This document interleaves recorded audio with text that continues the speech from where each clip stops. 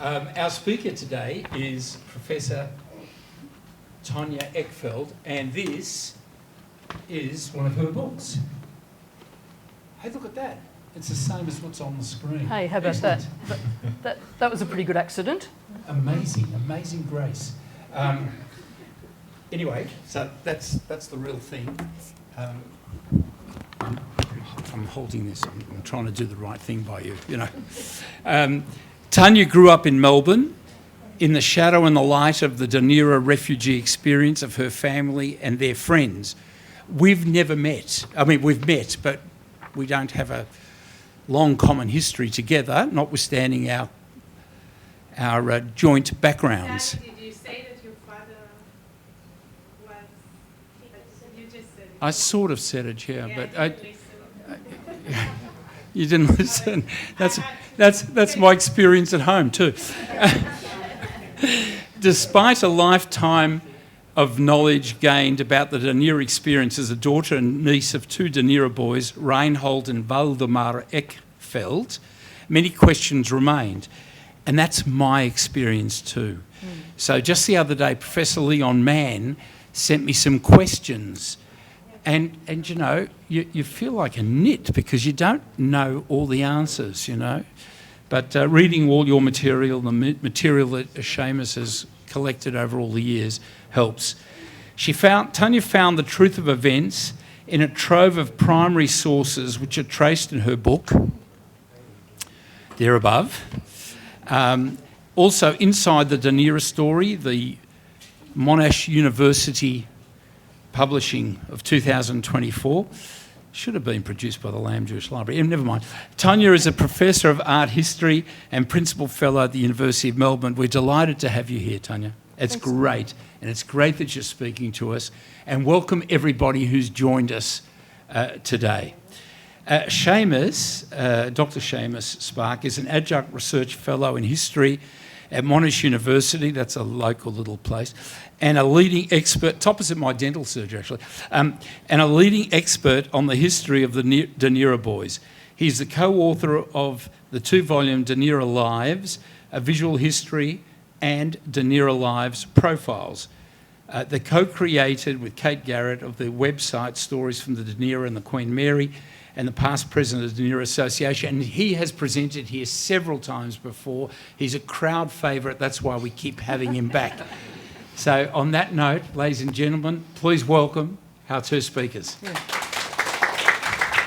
Now, there's one other person here in the audience that none of you know, because he's the newly appointed rabbi of the Mizrahi community, Rabbi Daniel Epstein, who's hiding in the back there. He's very shy. And he's got mishpacha who were involved with the Dunera, so that's why he's here too, even though he's a POM. It's confusing. Why would anybody go back there? Anyway, over to you guys. Seamus, thank you very much.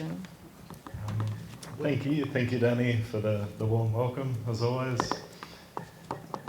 Talk of a POM makes me want to redirect the evening to the Ashes and a sort of close dissection of the summer of cricket, but maybe that's for afterwards. It's just a brief moment.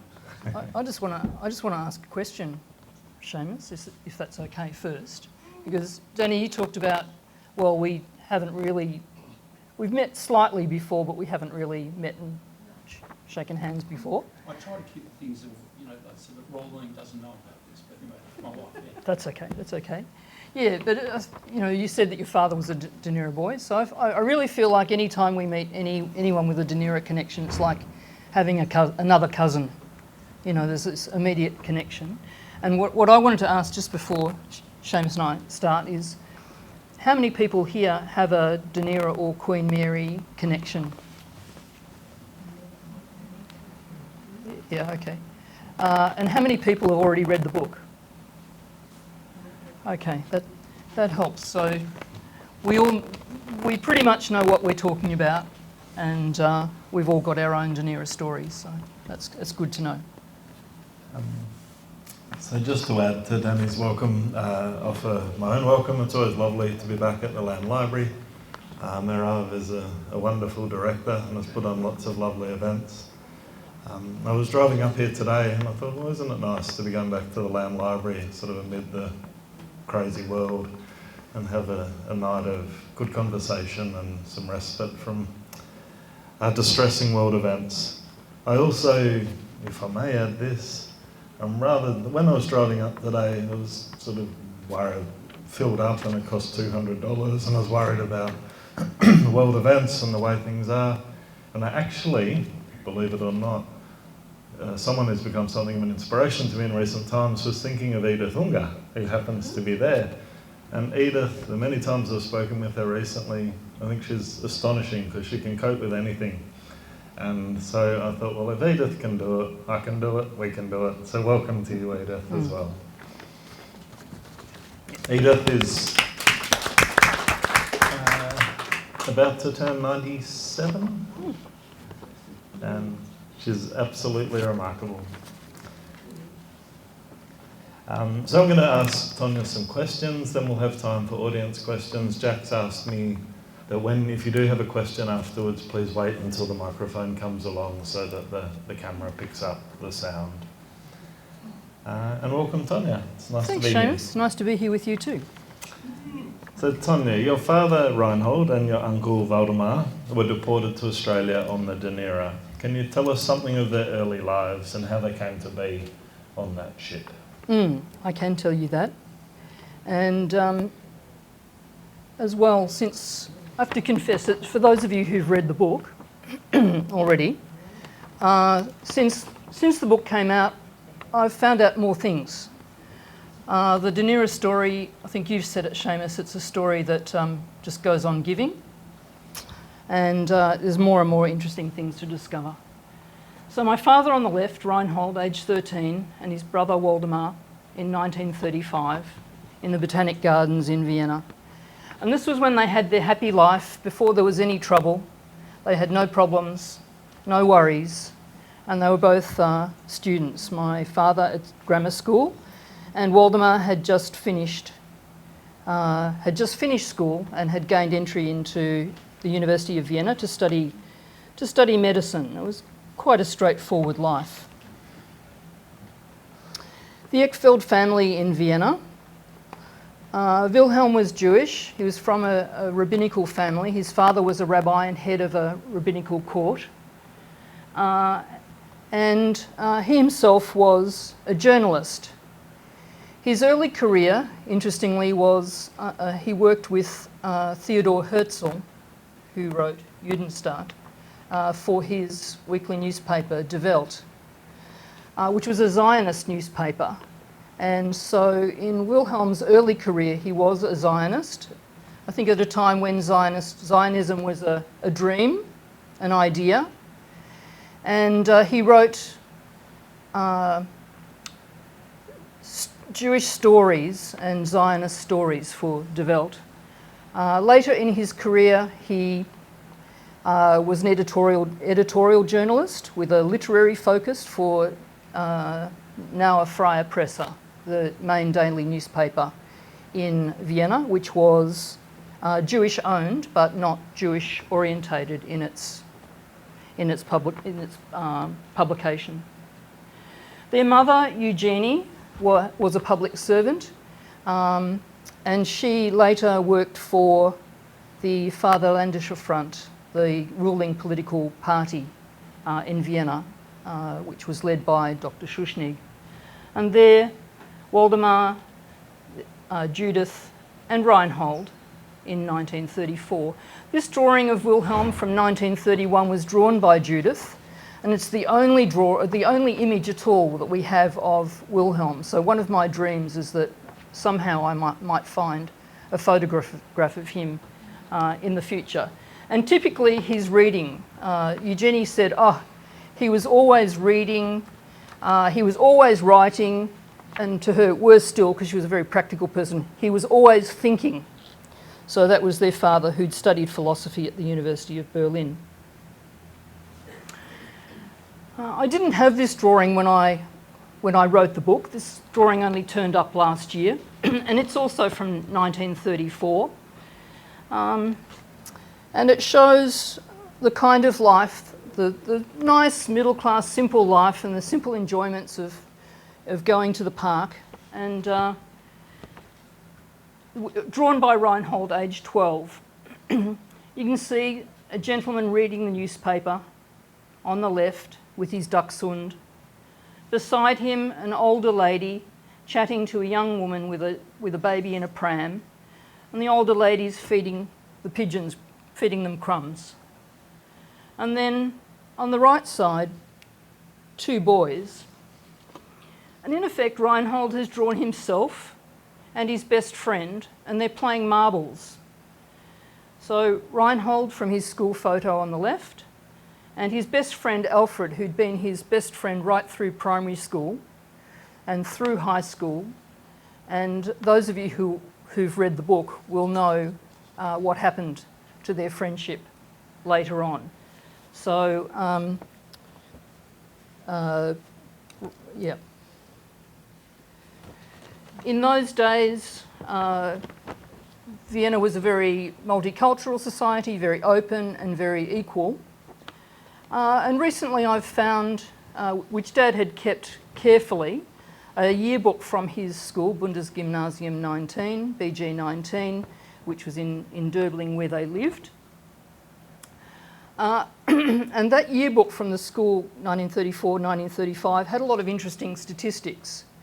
So there were statistics about the background of the boys in the school.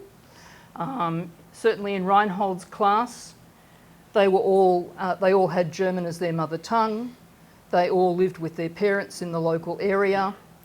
And there were also numbers of, by religion of the boys.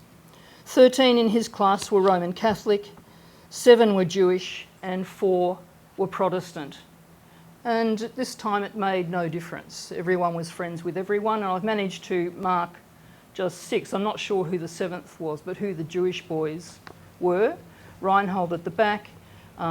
Next to him, Otto Orenstein, who made it eventually to Hawaii. And the next boy on that middle row also made it to the US, and I'm not sure about the fate of the other boys, ultimately.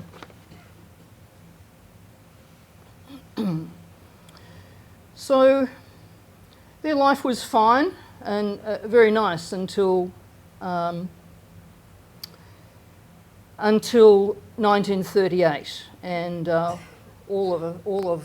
most of us here, or our families, will have been affected. Certainly, if you are in Austria, by the annexation or the Anschluss, the annexation of Austria by Hitler on 13th of March 1938. And when Hitler annexed Austria, everything changed, and the Nuremberg race laws came down hard in Vienna, and Vienna was a model city for anti-Semitism. At that time, Wilhelm was arrested, but fortunately released after 24 hours. The Jewish-owned Now Freie Presse newspaper was taken over, in other words, Aryanised, and Wilhelm lost his job. The VF party, for which Eugenie worked, was thrown out of government, and its leader, Dr. Schuschnigg, was arrested. So Eugenie also became unemployed. The family then relied solely on the income of Judith, who was a legal secretary, and her job was also with a non-Aryan solicitor firm, and she had income while that job lasted. So the complete existence of the family was turned on its head and went from very nice middle-class existence focused on family and an extended family and schooling and work, completely was blown apart. For the two boys, Reinhold and Waldemar, these documents mark the turning point for them. At the top left, a rubber stamp on Reinhold's school report saying this pupil is terminated according to the rules, and dated the 4th of October 1938. that was a cruel blow for a young boy who with a very academic boy with great aspirations for his future. The other documents are all from the final record of Waldemar's enrolment in his third year at the University of Vienna in the medical faculty. You can see that on the left hand, Eckfeld Waldemar Deutsch, so his nationality is now not Austrian but German because Austria has been annexed. And further down, his religion is actually listed as Roman Catholic because he changed his religion from Jewish to Roman Catholic in 1935, I think it was. Nevertheless, his enrolment form was marked at the top, enrolment under the preamble of withdrawal, and in red, M1. So that was to indicate that he was to be expelled under the race laws, and M1 marked him as Mischling grade 1 or mixed race grade 1 because he had a Jewish father. Something that I've recently discovered looking more carefully at his enrolment records was who he was taught by. And I know the family said that he was a bit stressed about his medical studies, but what I could see is that he'd gone through all his medical studies in the first couple of years seamlessly, and there was a hiccup sort of around the end of his second year and certainly in his third year. And I noticed that there were two professors who were problematic, and there was more to his situation than just being stressed by his studies. One was that he had, for anatomy preparation of a corpse, a professor called Gustav Sauser. And I don't know if any of you have heard of Gustav Sauser, but he plotted the women's 28-day cycle, and he did that by having access to executed people. So after the Anschluss, he had access to people who he could, put in an order, because it was a 28-day cycle, so he could have someone from executed on every day of the 28 days. And worse still, Edward Pernkopf, Professor Pernkopf, he had in his final semester, and Pernkopf became known as Hitler's anatomist. So I can't imagine what it would have been like to spend 6 hours a week in anatomy with Edward Pernkopf. Pernkopf came to the University of Vienna, and his job, he was the rector, he was head of the medical faculty and rector, and it was his job to Nazify the University of Vienna. So on his arrival, he immediately sacked 70% of the medical faculty staff, and then the next step was to clear out all the Jewish students. So as Hitler's anatomist, he used 1,377 or more, bodies of people who he could more or less have. He had unlimited supply on order. And with that he made a very famous illustrated atlas of anatomy, which has since become quite problematic and not discredited for its work but for its ethics. And I can only imagine what Waldemar must have had to listen to in those anatomy lessons. Anyway, a new discovery.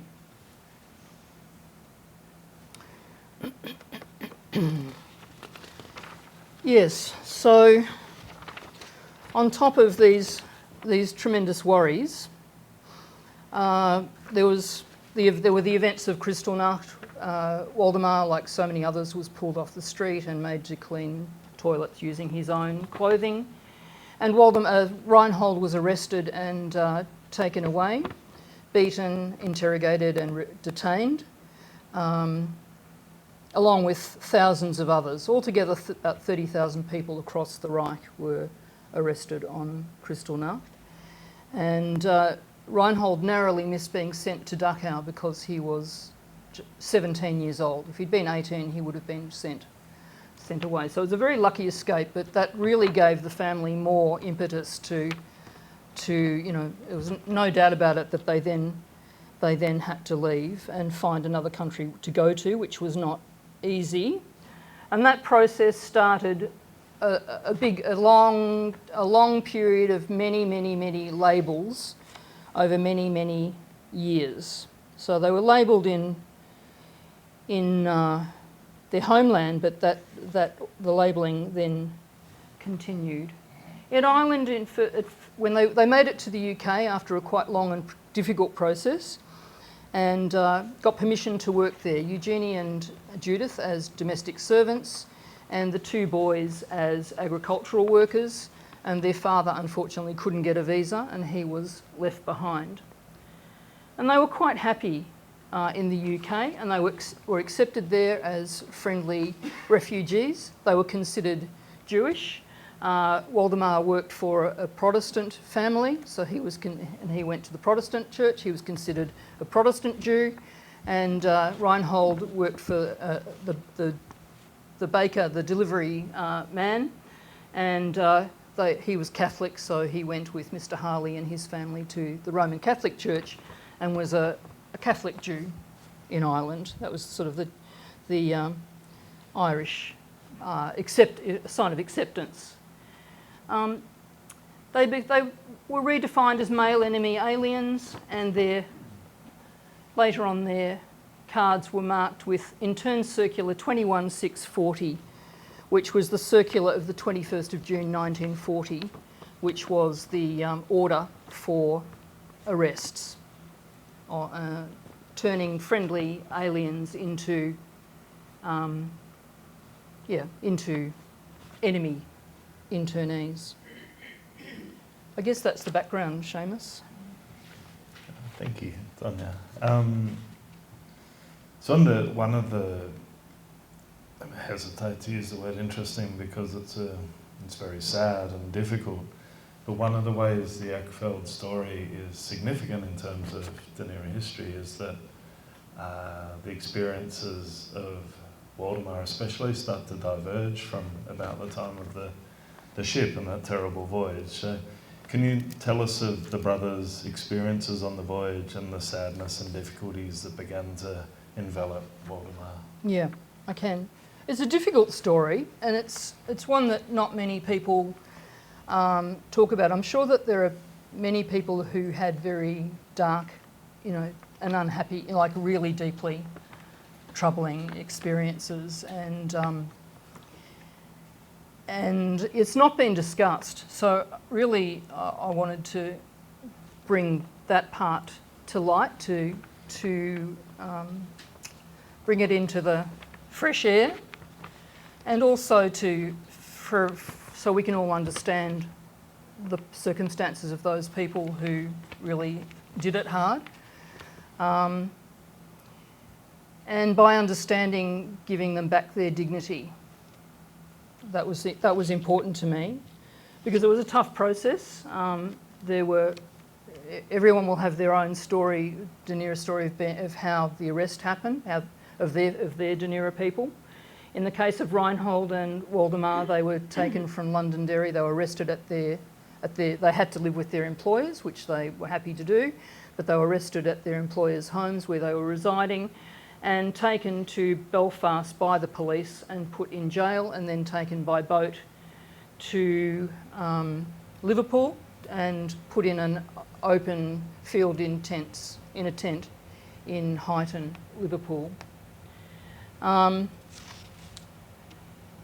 the paperwork that went with that, this is part of Waldemar's paperwork, and it has this sticker on it. It's got Circular 21640, and then it also has a sticker added to it. Sailed for Australia in SS Dunera on 10th of July 1940. So that's the first piece of paperwork that goes with that. When the boys were arrested, they thought that they might be going to Canada. And Reinhold saved this article from the Derry Journal, so in Londonderry, on the 21st of June 1940, where it said the interned aliens in Great Britain are being evacuated to Canada. So it sort of gave them false hope, which was something which was dashed. So another sort of disappointment. We should also say, I mean, interned aliens were sent to Canada. They were sent to Canada. Just not your brother. Not them. So yeah, there were five ships that went in all deporting the internees. The first one was the Duchess of York, went to Canada. The second was the Arandora Star, in which about 800 people drowned because it was torpedoed. The third was the Ettrick. The fourth was the Sobieski. I hope I've said that correctly. Sobieski, maybe. And the fifth one was the Dunera. So the first four were making their way to Canada, and the fifth one was the Dunera, which was the last that finished it because it was so awful. And that didn't go to Canada. And Canada, you get to Canada in about a week, maybe 8 days, but it took about 57, 58 days for the Dunera to get to Australia. And I think we saw all the hands up earlier, so we all know how that was. Waldemar, before the journey, drawn by Reinhold, and what we see here is a medical student. He's handsome, he's intelligent, he's shy, he's a little bit broody. Yeah, but he's sensitive and lovely. And we'll see a bit of change in him over the course of things on the Dunera. It was a 2-month voyage under the most appalling conditions.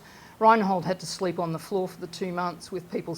He was under a table, people stood on him, people vomited on him, he himself was seasick. You know, there must have been probably buckets of swill and whatever tipping over.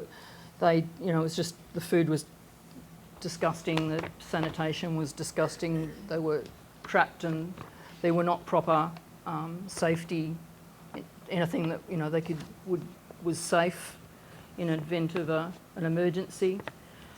And they go through the tropics, short of water and all sorts of other things, but Reinhold's recording where they're going, Freetown, Takoradi, they cross the equator, Cape Town. He draws a little image. And then on the 13th of August, down on the second page, W Hospital.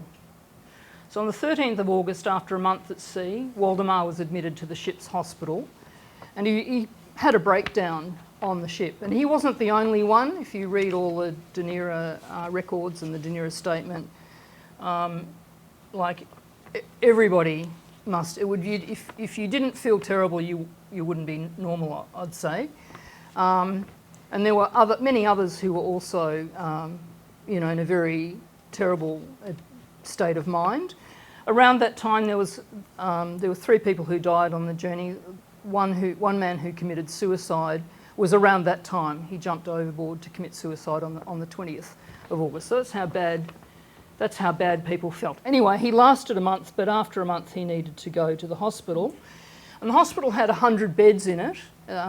Lieutenant Brooks was the doctor in charge, and the internee doctors, including Janie, the Dunsiger brothers, I think, they also worked in the hospital on board the Dunera, as did medical students like Waldemar to help out. Now, with 100 beds, what we read is that the 100 beds were always full. There must have been a lot of people in very poor way, not just Waldemar, but many, many people who went through a great deal of trouble on board the ship. By the time it eventually got to Perth, the Australian military came on board, and there hadn't been adequate records of who was on board, who they were, anything else. It had been done so poorly in such a rush.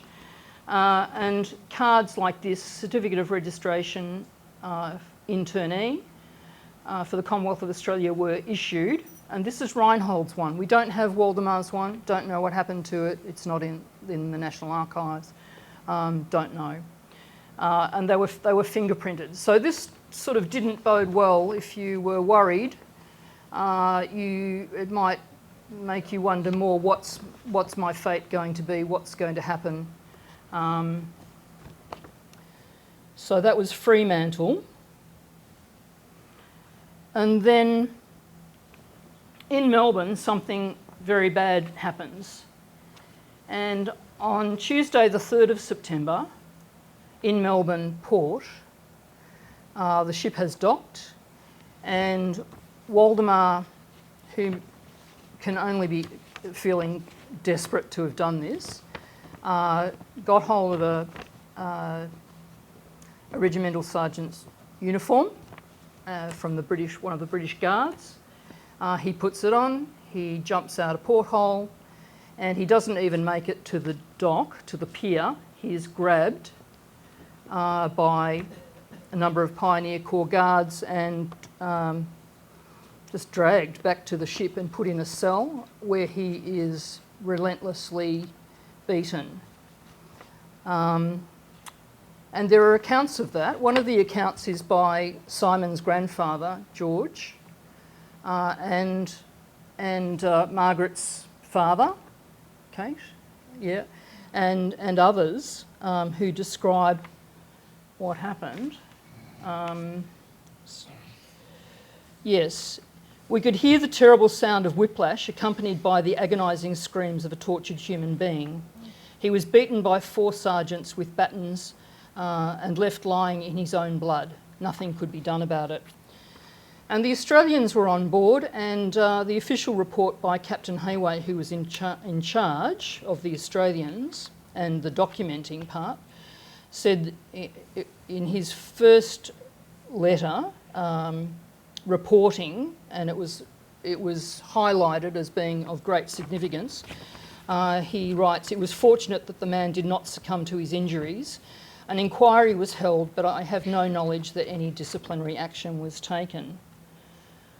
So on the day after the beating, which nearly killed Waldemar, Reinhold was allowed to see him, to visit him in the ship's hospital. He'd been sort of sewn back together and had some medical attention. But Reinhold said he was unrecognisable and he could only recognise Waldemar by his hair. So if you think about the good-looking boy before and what he looked like later, his teeth were knocked out and broken, his nose was broken, his eyes were black and his face swollen. He was beaten and his right leg was badly injured. So there's nothing good to say about that, and it set him off on not a good trajectory in landing in Australia, because where the others went to internment in camps, so Reinhold went to Hay and then to Tura, Waldemar spent about nearly 19 months very sick with physical injuries and depression and PTSD in various hospitals in Sydney, which don't look very nice places to be. So he's sort of isolated compared to the others who had their fellowship. He was away from Reinhold and kept away from everybody else. And given that the assault happened in 1940, suddenly in May 1941, when I looked through the records, loads and loads and loads of articles were there about Waldemar's attempted escape, as if he was a dangerous person, and also the beating and the maltreatment, and that the guards said, "Oh no, we're not guilty of anything. Nothing to see here. We didn't do anything." So all of this is going on, and Waldemar's kept separate, and no one from the Dunera, none of the internees were able to give any testimony when it went to court-martial proceedings. So there's nothing good to say about Waldemar's suffering, and I can't say that any court-martial results made it okay, because it didn't, but it was an outcome, and that's a link that sort of hasn't been made until now, really. So I am kind of glad to say it, to give us a little bit more information, because people often wonder about the court-martials on the Dunera. So I don't know if that's interesting, but I think it's interesting. So the three who were court-martialed, one was Bowles for theft. He tried to take a ring from an internee's finger and nearly took the gentleman's finger off. And in relation to the other two, Helliwell, who was the worst in terms of the assault, and said, "I'm not guilty of anything," was only guilty of disobeying an order because he didn't give blankets or water to Waldemar after the assault when he was left in the cell overnight. And Major William Patrick Scott received a court-martial for failing to make a proper inquiry into the violence against Waldemar. So two of the three court-martials related directly to the assault of Waldemar, but in very, very watered-down conditions. I just keep racing ahead, Seamus. I'm so sorry. That's about the voyage. I think they've got off the ship now. I might, I think, pick up on a point that has been made.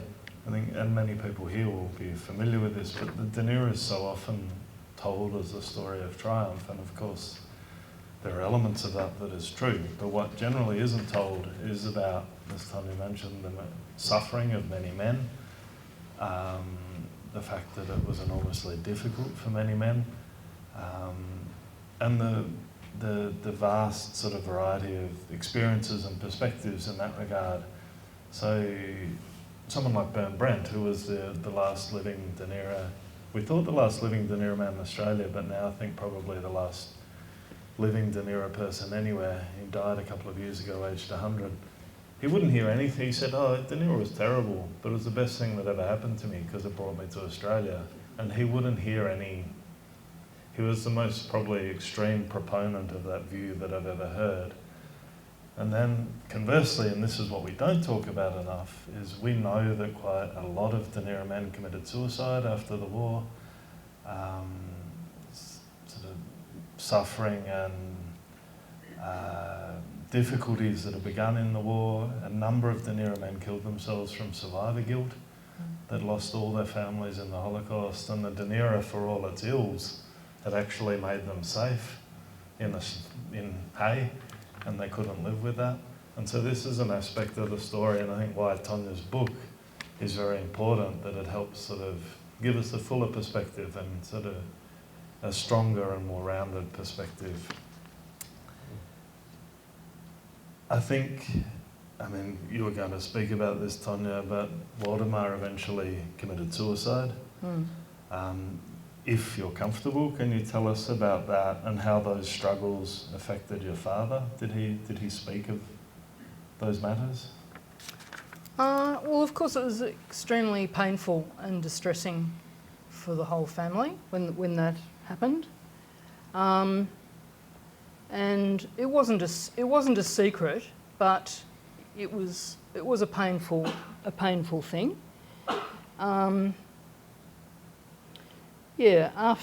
After the war, their mother and sister were able to immigrate to Australia, and the family was a close unit. Reinhold had married, he had kids, he had a career, and they were a really loving, supportive family. But it just wasn't enough. Something had happened, and best way sometimes is a little bit graphically.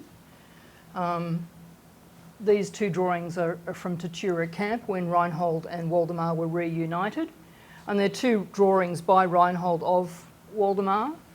And so they're together again, and it's sort of, it's hopeful. But you can see in this portrait, again, thinking back to the earlier portrait of Waldemar in 1940, this is only, 3 years later, and there's something, I feel, Dad always thought this was an excellent likeness, and everyone did, and it is, but there's something in his eyes that there's a spark that's gone out,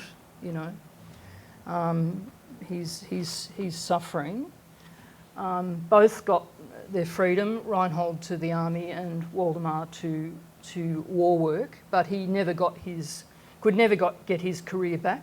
Reinhold, because he went through the army, had a pathway, but Waldemar had no pathway back to medicine, and his health was very compromised. He tried to join the army to be with the other former internees in the 8th Employment Company, but his health and physical condition was very poor after what had happened on the Dunera. In Ireland, he'd applied to go into the British Pioneer Corps, and he was declared medically good, medically fit for that, but he was no longer fit for the army, so there was no pathway for him. And it's just interesting, I think, to sort of compare. It's just 8 years between the photo on the left and the photo on the right, and looks okay, but what's happened in those 8 years, was life-changing. So in answer to Seamus's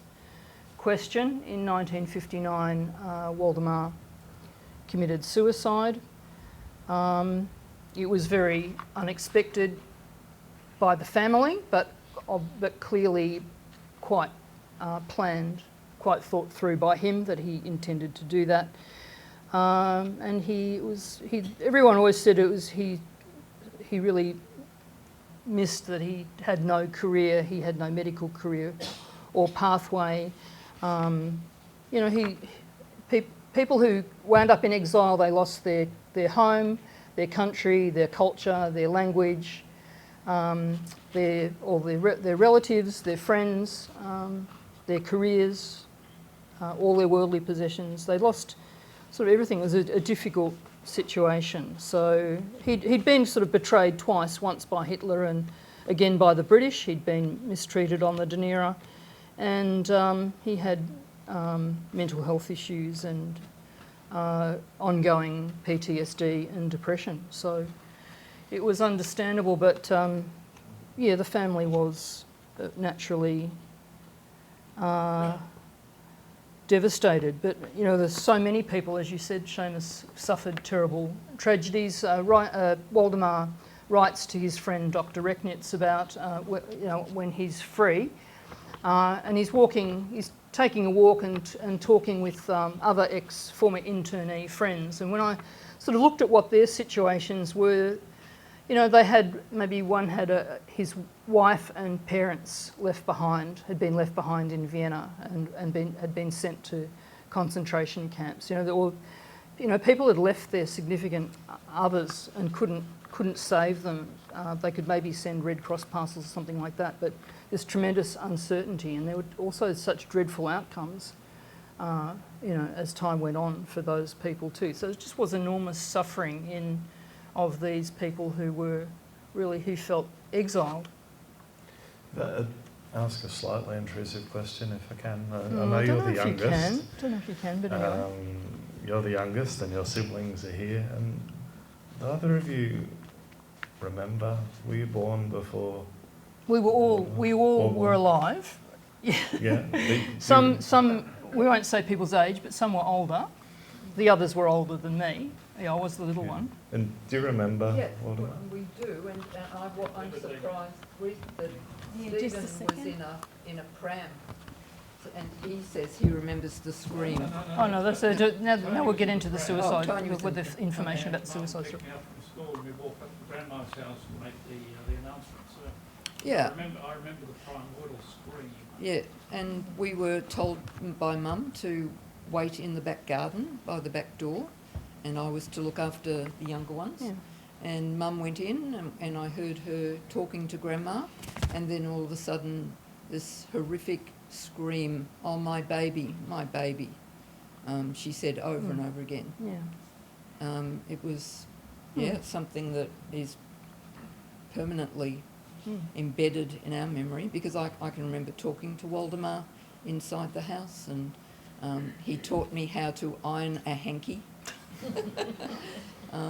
one day because he was ironing. So yes, it's scarred us very much. Thank you, Erica. I'm sorry, I didn't mean to intrude No. about his death. I No, was just no. interested in if you. Yeah, it's nice to remember. ask, and I've talked to other cousins, you know, who were older, and had the chance to know him and share some stories. And he was very well liked and very well embraced into my mother's family, and everyone found him, he was highly intelligent and very genteel, very refined, and thoughtful person. So he was well liked. Yeah. I think I'd like to, and obviously this is a book about brothers, and one of the lovely things about this book is your father, Reinhold, comes across as a sort of very gentle, educated, lovely, good person. And can you tell us about his post-war life in Australia and his career? Yeah, sure. His career was as an architect, and he would always say that his career began in the internment camps. When he got to Hay, he had the chance to draw, he had the chance to write, and subsequently to study. And I'll just mention one thing which he did sort of straight away, was to write down his memories of the last months in Vienna. He wrote them in these two lovely 1940s exercise books, and he wrote them. He filled these up sitting at a desk in his hut, and he wanted to clear his mind. So that was the first part. And what he wrote was published in 2002 in Vienna, in the book on the left, which was really highly acclaimed when it was released because of the sort of detail and veracity of the account of his last months in Vienna, really particularly from Kristallnacht on, and the whole process of trying to leave. And that same book has just come out again in 2024. So I just think that's interesting. I'll just throw that in before we get to his career, and that comprises a lot of the first part of No One Knows Their Destiny as well. What I should have said is that he started architectural studies and engineering studies too in the internment camps. His education had been interrupted, and he'd had to do other work, in between in Vienna and then in Ireland. In the camp were so many talented people, and Reinhold, he was one of the younger ones. He was born in 1921 and quite adaptable, but there were a lot of older, experienced and highly qualified men, and some of those we've heard about here, thank you Mirav, at the Lamb Library talks. One of them was Herbert Ostersetzer, and Herbert Ostersetzer, who later called himself Herbert Ost in Britain, was a Viennese architect, and he had gone to the same school as Reinhold, though much earlier. He was born in 1894, so he was a whole generation older. And he was a modernist architect, and he was very well known in Austria and became very well known in Britain as well for his modernist designs. And Reinhold studied for 20 hours of formal lectures a week in Tatura, and he sort of became the assistant, well not sort of, he became the assistant to Ostersetzer, who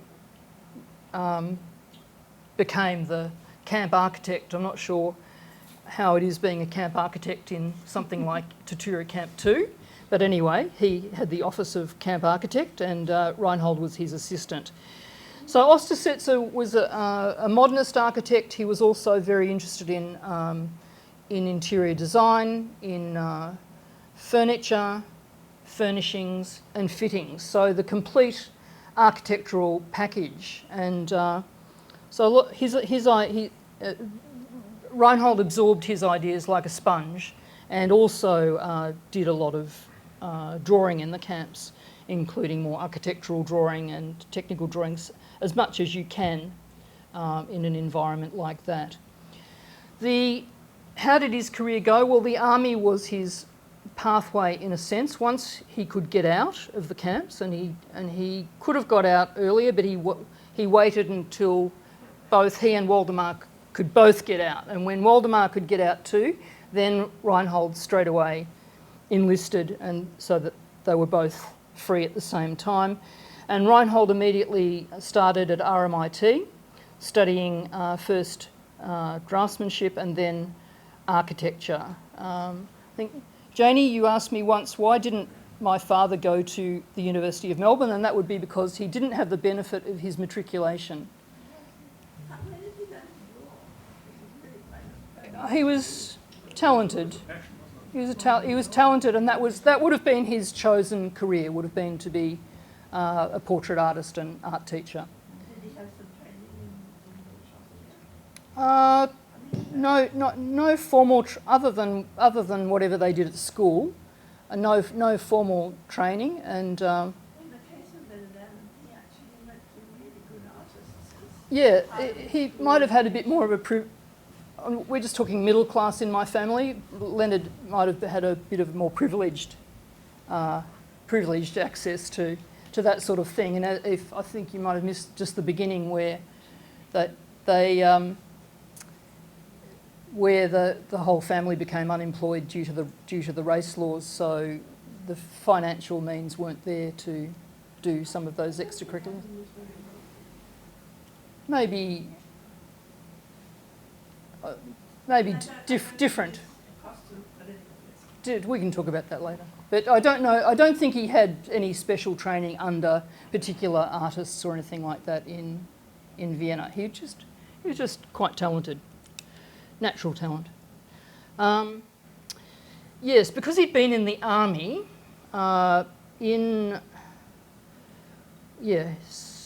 So he went to night school at RMIT, and then because he'd been in the army, was it 1943 or 1944? The Commonwealth retraining scheme was brought in where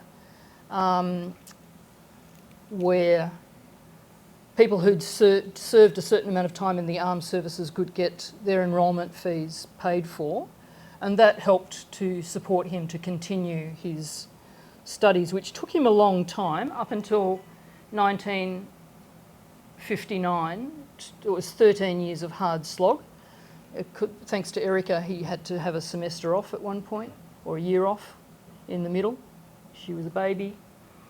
And this is one of his designs from his studies. When he left the army in 46, he tried for various jobs, and some of them in retrospect, he was quite glad he had been rejected as a foreigner but I'm in uniform. Why would we give a job to you when we've got plenty of our own boys in uniform to give jobs to? So he missed out on a few jobs that was probably quite lucky, and he got a job in the architectural firm of Best Overend, quite well-known Melbourne architect, and worked on a lot of big projects and a lot of town planning projects. So that's how his career began. I have two more questions for you, if I may, and I'm going to combine two slightly. Yeah. I'm interested, what was your motivation for writing this book and telling your father's and your uncle's De Niro stories? And as a sort of addendum to that question, in writing of Waldemar's life, were you conscious of telling his story as a corrective to the heroic version of the De Niro narrative? Yeah, it's certainly, because I had two people, and there was such a lot of material on Reinhold. I'd been urged for a long time to write a book about Reinhold, and the people encouraging me were Ken Inglis and Conrad Queet, two eminent professors. And your siblings? Oh no. That, I don't. Oh yeah. But Dad also wanted something to be put together. He collected so much. He had so material much for a stuff. reason. That's right. And then we're lucky because he lived till nearly 96. So in the last sort of decade or more than a decade, a couple of decades, because he had all this material, he'd written it in German. So the great thing was that he could do his own translation, which means that the English translations of what he wrote in German are 100% because he's translated them. But we did it together because I had to type it into the computer, and sometimes it was kind of German syntax or whatever, so we'd discuss it or whatever. Quite a lovely thing for a father and daughter. to Yeah, do it was together. also quite distressing, I can tell you. It was a lovely thing, but it was really, like writing the book was really quite hard. And also doing that translation work together was quite hard because it was sort of like, now we sort of know because we can just pick up the book and read it, we all know. But these were all things that hadn't come to light. So it was like, oh my God, oh, that's awful.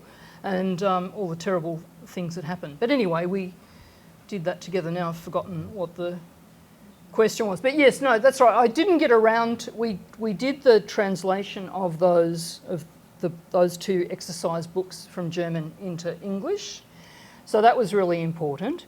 And but I never could kind of come to doing the book because it didn't seem quite right. There was something missing. And there were two stories, and I had one, but I didn't really have the other. And the hold-up was that I didn't think I could get the other one because Waldemar hadn't done all this writing, and there weren't the sort of long letters saved, a few postcards and short letters I found in archives. But yeah, it just took me a long time to really be a detective and go through every tiny little thing I had, that all these papers that have been left behind that are at my house, and then also trawl through archives to really make sense of his story. So the two stories are like two sides of the one coin. You can't separate them, just have one story or the other story. The two stories fit together and they give a complete picture. Yeah, I think that's one of the great strengths of the book, the two remarkably different stories. Just before I move on, if I can, Stephen and Erica, when you read the book, or when Tonya was talking about writing the book, was there information that you discovered or that was new to you? Probably the worst part was that it was stressful. You read it, and I felt really panic-stricken for Dad, because when he was translating from German his version of what he'd written in his diaries to English, he would, for instance, give a chapter to my husband, and my husband would correct things, being in the English area.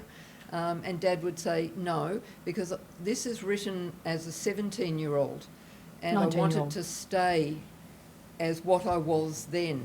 And then it sort of made sense that this is why certain words were chosen and a certain angle was approached. But yeah, I had to keep telling myself all the time, he made it, he had me, he had Tonya, he had Stephen, he's all right, he was married, he was happy, he loved his life. but it makes you feel sick when you're actually reading it. And Tonya said, well, it's all right for you. Imagine trying to write it. And it is exactly the same thing. You feel sick.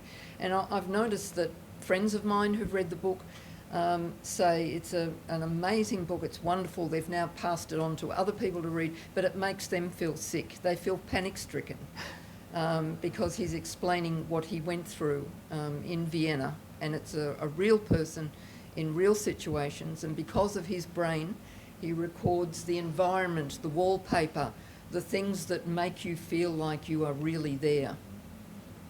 Yeah, that's the first chapter. But I didn't actually share the book with them along the way. I think yes, because it's sort of a long, yeah. Yeah, it was like hard to write. Sometimes it was very upsetting, and it would invade my thoughts in the middle of the night and all of that kind of thing. But I didn't talk about it really with them. No, I just say it made me feel sick reading that chapter, and she said, well, how do you think I felt I was writing? Yeah, yeah. Particularly for Waldemar as well. He was a lovely man, and we felt so sorry for what he went through. I think we all learnt a lot out of reading the book, a lot of the detail that as a child you're actually living, you have a different lived experience of your parents, of Waldemar and Dad. And, we remember them as people rather than, where they came from. And so it was really quite revelatory, I think, reading the book. It was very, very humbling as well that, we were also part of that story. And I think that, what I take away from growing up in that family has taught me very valuable lessons in life as well. And it still translates into how I think about things and how I do things today. And but I still think there's that sort of underlying trauma within the family too, which perhaps none of us talk about, but it's simmering there. And I think that's one of the scars I guess we all have to bear. We've all got our own lived experiences, and we live them in different ways. But it's quite a story. Yeah, and I'll say one thing, and that is that I think there are things I've discovered that Dad didn't know, and that he would be amazed and surprised and very interested, that would make sense. I don't know that he understood why Waldemar committed suicide, for example, and as I said sort of at the beginning, I don't think the family perhaps understood why Waldemar was a bit upset, or quite upset in his third year of medical studies. But I can see now he had very good and clear and justifiable reasons. Yeah. And Dad was quite younger, so. Do you have insight into your parents when you're just a kid or a teenager? Probably not. Do you have insight when you're a kid or a teenager into your older brother's deeper feelings? Not necessarily. So, I think the book's brought more to light. I have one last question, but before I proceed to that, thank you to the three of you for being so open there. My last question, I was thinking about this the other day. I've been to many people here have been to many Dunera functions over the years, and I think quite possibly the most regular attendees are members of the Eckfeld family. I've often seen Erica and Stephen and Tonya at different Dunera functions in different places. And I have inferred from that, and I may be wrong, that clearly there is something, attending those functions and reunions means something to you. Are you happy to tell us what those events mean to you? Like, what is the prompt for you to attend? And just, I had an asterisk there. I mean, there are members of the Dunera diaspora who have no interest in attending any of these functions. It's just not their thing. And so that's sort of what's prompted my question. What's your interest in going along? Well, I think it's important to commemorate, and it's important to to remember, and it's important to celebrate what's good. And there are lots of good things about being brought up as part of the Dunera family, the Dunera community, and being part of that. As I said to Danny at the beginning, it's like having all these cousins and second cousins and in-laws as well. It's a sort of family. There's a sort of connection, even, people you haven't met before or, met a few times. It's, it's like having our auntie, here. So there's that nice warm feeling. And the events are a chance to learn new information. You, Elizabeth, right? You're sharing about, you're a Queen Mary person, you were sharing your story. So there's always something to learn. And also just to socialise. I think it's just as the Dunera and Queen Mary internees were they were really so many remarkable individuals. The Dunera descendants and in-laws are also, really, very, interesting and doing quite amazing things. And I think, the Dunera is sort of for the Dunera people, the kind of the umbrella term. And I remember my parents discussing the use of the term Dunera as the sort of identifier for the group. And it was like, well, why would we want to use the sort of the worst thing that ever happened? Because it was a long drawn out experience of terribleness. Use that as the identifier for this group. But whether that's the best thing or not the best choice, probably because of the Dunera that we're all actually here anyway. Not just here in the room, I mean actually here. If that hadn't happened, well, maybe we descendants wouldn't have happened. And we didn't realise it at the time, but all our friends, our dentist, our doctors, our photographer for our children's photos, everybody was a Dunera person. The stonemason was Janet Arndt's father, for Waldemar's grave in 1959. I'm drawn to those kinds of people, the European, Austrian, German people, because they were the only people that we really knew when we were growing up, apart from Mum's family. They were all European with this accent, which Dad would say, Dad has an accent, and he would say, no, I don't, and he would correct our English. We are attracted to the Dunera Association because Eva Duldig, is a classic person who, we were having our photos taken at the shrine, and she dragged me into the photo, Antonia, and the photographer looked questioningly, and Eva said, no, they're family. And, we were sort of included, and that's how we feel about it. And the other thing, two other things about Dad, he was always wanted to live as long as he possibly could to, I suppose... Say it nicely. Yes, so I'm trying to say it nicely, so that Hitler wouldn't get his way. So he was quite satisfied that he was in his 90s. That was a good thing. And Dad worked on, as an architect, some highly classified projects, airports, worked for the Commonwealth government on major things, and had a very high level security in the military area. And which he thought was ironical, given his start in Australia as a prisoner. That's right. And turning full circle is quite, satisfying, I think. Yeah. I once asked Ken Inglis if he had any. I knew Ken was an empirical historian, not a theoretical one, but I once asked him if he believed in any particular history theories. He said, no, not for me. Oh, one. Everyone's connected to Dunera somehow, even if they don't know it yet. That happened to me when I had eye surgery. I was in the waiting to go into the operating theatre, and the conversation came up because the anaesthetist was Jewish, and his father was a Dunera boy, so it happens everywhere. I might, can I come to you in 1 second? Yeah, I'll come to you first with questions. Just before I come to you, sir, 2 things. Please join me in thanking Tonya.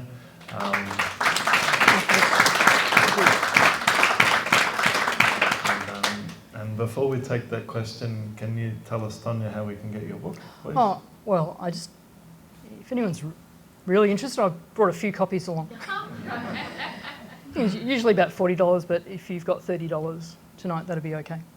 I think I've got 5. So. Can I put my hand up for one? Sure. So it's the one taken here, the book, 2. Father in Sydney was a Dunera boy. Sure, totally. I promised her I'd get her a book tonight. Absolutely. So I can sign them. I've got the signing pen. So you want one? If we run out, it is available through Monash University true. Publishing. Thank you for your patience, sir. Please wait for the microphone to make its way to you. The man in the blue shirt there. Yeah, thank you. Jack, I don't want to go through here, so if you could pass. That better? So first of all, thank you so much for documenting what you have done. It's very important. To the rest of us here, many of whom are family of Dunera survivors, it's important that we all document what we know. That even if it's a paragraph put into a directory in a computer, that the unique histories are in some way kept, and that hopefully at some point in time it can be collated. But everybody has every Dunera survivor has a unique story parallel to this. So most of us here have that within us. And to me, I think it's important that that be documented. Yeah, I think you're very right, and I think we're within a whisker of losing a lot of things. Our parents had this material, but maybe didn't want to deal with it too much. But we're the inheritors of it, Yeah, and we also sort of know the story. We know the people, and we can put it together. It's harder than if it goes down, another generation will be lost, or people won't everybody is understand the different. importance. Everybody's knowledge is different, Yeah. and it all warrants being collected. More than 2,500 individual stories. Everyone is different. Yeah. This is just And 2. I have a question with regard to Ireland. Ireland was notoriously pro-Nazi. Did that have any influence on your family and more broadly on the way Jews were treated in Ireland? Our family got to Northern Ireland with the help of a program instigated by the Quakers, and they were very well treated in Ireland and very happy. My aunt, who, as there was a legal secretary, had to go and be a live-in domestic, and and I think the first placement that she had was with a woman, a German woman who was a Nazi married to a Brit. And that was a very, very unhappy and dreadful experience for her. But the other family members didn't have that experience and were very happy. And Reinhold must have talked a lot every day in driving the bread van with Mr. Harley, the bread man, because when he was 19, he gave a quite long lecture in the Hay camp, which is included in the book, and he talks in great detail about the situation of Ireland, Nazism, and the British and the war. So those issues were discussed and known, and Reinhold talks about it. It's sort of funny in the book. There are parts of it that I think are really boring, personally. And that lecture was one where I thought, oh, will I put that in or not? Another part that I thought was quite boring was he goes on and on about his taxation clearance, trying to get out of Vienna. And it's interesting that some of those parts are parts that other people think are the best part in the whole book. So there are people in Ireland who think that lecture that he gave as a 19-year-old in the Hay camp was incredible, which it is, but they love that. And someone in Vienna, just in the last couple of weeks, told me that the taxation part was her most favourite part of the book because it showed the Austrian mentality of using bureaucracy as a tool to inflict suffering on another person. So there's different things, but yeah. I think this gentleman was... Your description of Valdemar and the medical side is particularly pertinent to something that happened in my life. I had an uncle, Ziggy Atlas, people here may have known him, they may not, but he was the ultimate sportsman. Now, he got here after the war, not on the Dunera, and he was acclaimed as being the best butterfly swimmer in Australia, and he had his medical degree. And they said, swim and you'll be in the Olympic team. He said, no. He said, medicine is my life, I'm going to help people. That happens for 1 week or 2 weeks of the year. I survived, I wanted to become a doctor, I became a doctor, and I'm not going to swim. And as a result, they gave me an Australian team ticket anyway.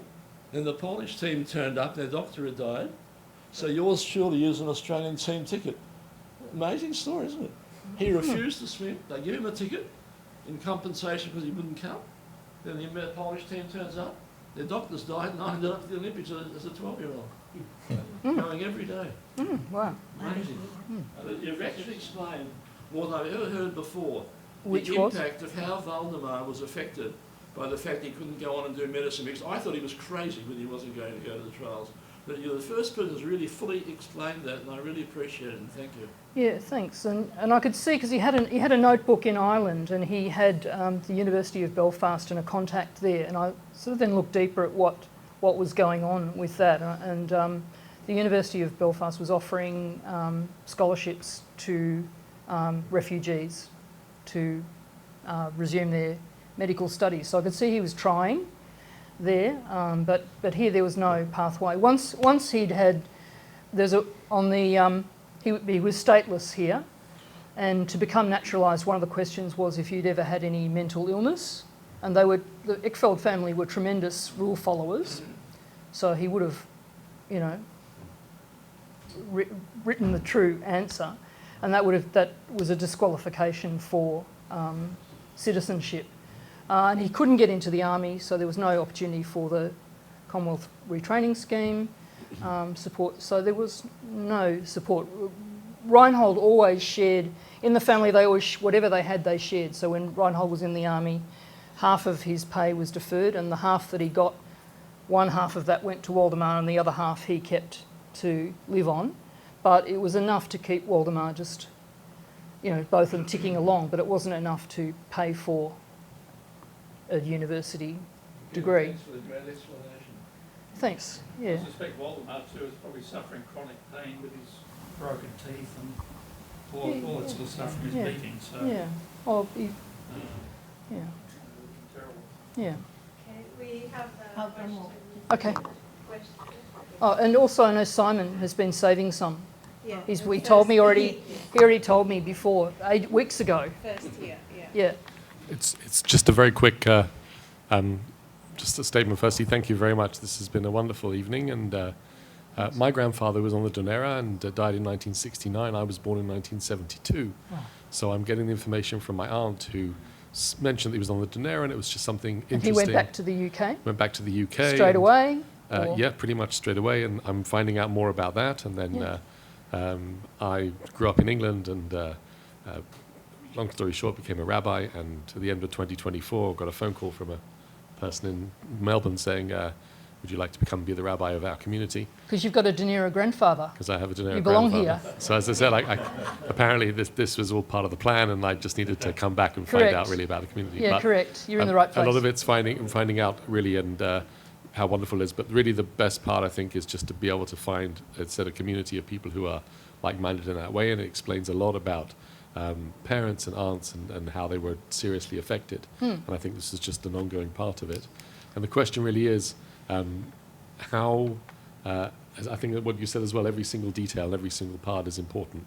And I'm looking forward to putting any extra bits that I have. But rabbi in North London, a 95-year-old man passed away anonymously in a flat. The person in charge of, during COVID, the person in charge of burials for that council saw that there was a tiny little menorah in his room and said, I may be Greek, but that man must be Jewish. We can't cremate him. He has to be buried. Need to find a rabbi. Long story short, we find the man. We find out a little about him. We do more genealogy. Turns out he was also on the Dunera, knew more about my grandfather. And all of a sudden I get a call from one of the archivists of the Dunera who says, would you like to know a bit more about your grandfather? And all of a sudden, extraordinary amount. So as I say, literally from a man in a fridge in North London, I get connected to my grandfather in Australia. So I had to come. So Oh, that's thank you very great. So much. welcome. Yeah, thank you for coming. Yeah. Who else has Simon's been waiting for weeks. I don't want to jump the queue or anything.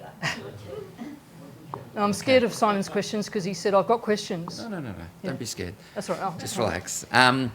So I've got questions about the Irish connections, but I might save that until we're one-on-one. Okay, Although, sure. just in response to the comment behind me, and I'm married to a proud Irish nationalist, I think she would say that they're more anti-English than pro-Nazi.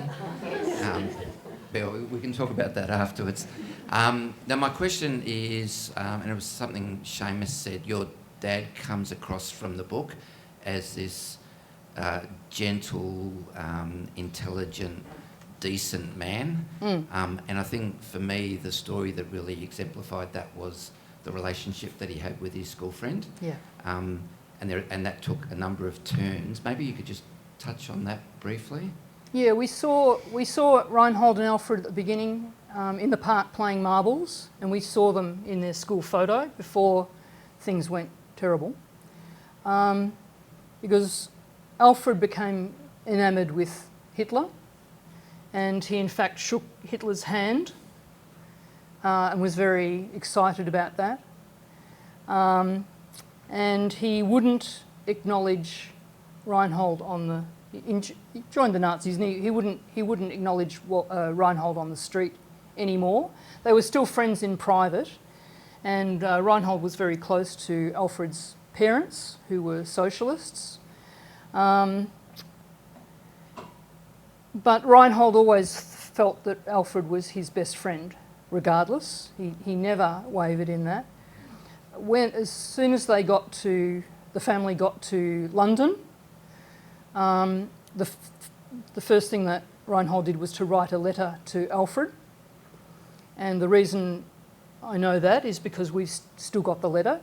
Reinhold kept the letter because the letter didn't get finished because war broke out. Reinhold was writing the letter of the story of what happened, going to the West Railway Station and the train journey and on the ship and blah, blah, and how London was and so on and so forth. Yes, but the letter couldn't be sent because war broke out and there was no letters couldn't be sent anymore. So we still have that letter.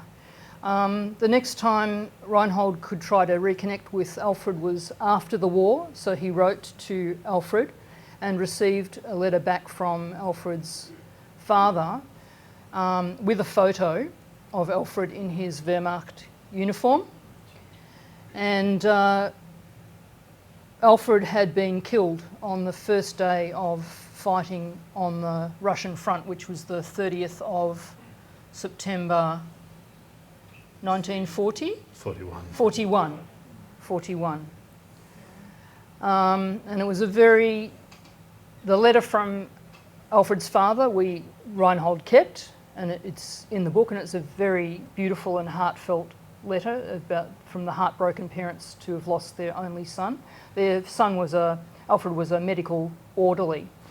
And after the war, when Eugenie went back to Vienna from the UK in preparation to subsequently migrate to Australia.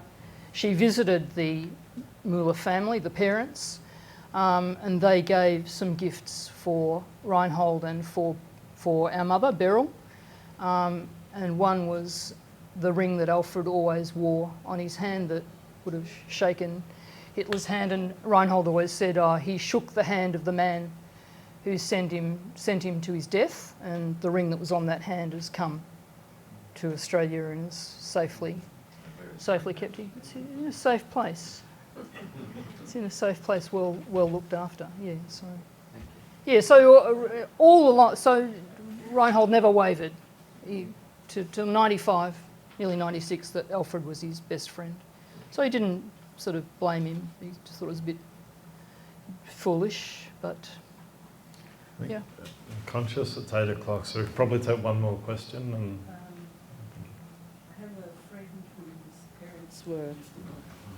I have a friend whose parents, the father particularly, surname Arnott, I can't remember his name offhand. He was very involved in the Moorabbin Synagogue, I think in the establishment of it. But my question is, the photographs and the papers that you had from the university and so forth, how did you get this? Because my family's from Poland and I don't have any photos or anything of their family, only through France, through relatives. But I'm wondering, Germany was a bit different, but did he take them with him or So it's a bit of a how to discover this information and get these primary sources. So some things we had. So some they weren't able to take. They could only take very little, almost nothing. Could you tell us what you had and what you? So as I described at the beginning, our family was a mixed family. So Wilhelm was Jewish, Eugenie was Roman Catholic, but she converted to marry because under Austrian law, you had to be the same religion because marriage was governed by the religious institutions, so you had to be the same. Later, after 20 years together, they divorced, Wilhelm and Eugenie, and she reverted to Roman Catholicism. Anyway, nevertheless, she had Jewish classified children and she wanted to go with her children. So she was from a Roman Catholic family, and within that family, amongst her, she had 3 brothers, 5 sisters. Amongst the altogether 5 sisters, 3 of them married Jews, 2 of them converted to become Jewish, and in the other case, the man converted to Roman Catholicism to marry. So in other words, part of the family that was classified Jewish were lucky enough to leave, and the Roman Catholic part of the family stayed in Vienna, in Austria. So when the Eckfeld family left to go to the UK with virtually nothing, they were able to give the keys of their flat to the 2 sisters who were staying in Vienna, and so some possessions were retrieved and retained. So after the war, Eugenie went back and she was able to collect some of her possessions and also some of the children's possessions. And at that time, some interesting things were collected, like the children's drawings, their artworks were obviously very highly valued in the family, because amongst the things she brought to Australia were their folios of drawings, some of which I've only discovered last year, including the drawing of, that Reinhold did of the park. Some other things. So, for example, Waldemar's academic records. Those were thrown overboard. They could take documents, paper with them when they left, and all of his medical records, medical study records, were thrown overboard by the Pioneer Corps Guards, with all of his possessions. And I got those records through someone who specialises in Holocaust studies at the University of Vienna, and has been doing a lot of academic work on this, and he kindly trawled the university archives, going back Yeah. right into the 1930s to get Waldemar's entire enrolment record for me and to send that. So for each semester it had, the details of him and his religion, his age, various, his address, whatever. All the subjects that he took that semester, they all were ticked, as he passed them all, and who his professor was for each subject and how many hours per week. So it's only recently in going back over that material and with the help of someone in Vienna, actually at the Jewish Museum in Vienna, the team there they'd asked for, they're doing an exhibition, so I'd sent a lot of material over, including that they'd asked for Waldemar's academic records, and they noticed Pernkopf as his final The anatomy professor. And then when I looked a bit more, I thought, well, who else? Then I found who Sauser was that he'd had in the previous semester for preparing a corpse. So anyway, that's how I found out, and with a bit of insight from someone else. So the photos were... The photos were from other family members. So there were family members still in Austria, and there were family members in the UK, and some went from Austria to Northern Ireland actually after the war. So photos came from different places, from now Dublin. Yeah, well now it's south, but they were living in Londonderry in the north. So various sources. There were letters I found in the State Library Queensland archive, all sorts of places. A lot of Those things letters online. were pre-1940 or...? Sorry, the letters. Yeah. The letters were later, so I wanted a bit of insight into Waldemar's death, and But there's nothing before 1940, say 1939, 33, were there any letters? letters. No, the letters really. I think the first letter in the book is from 1939 when they arrive in the UK, and Reinhold writes to Alfred. That's the first letter, and then obviously correspondence is really important between Australia and the UK, and Eugenie kept the letters, postcards, and they're kind of rare and precious discoveries or remnants. Yeah.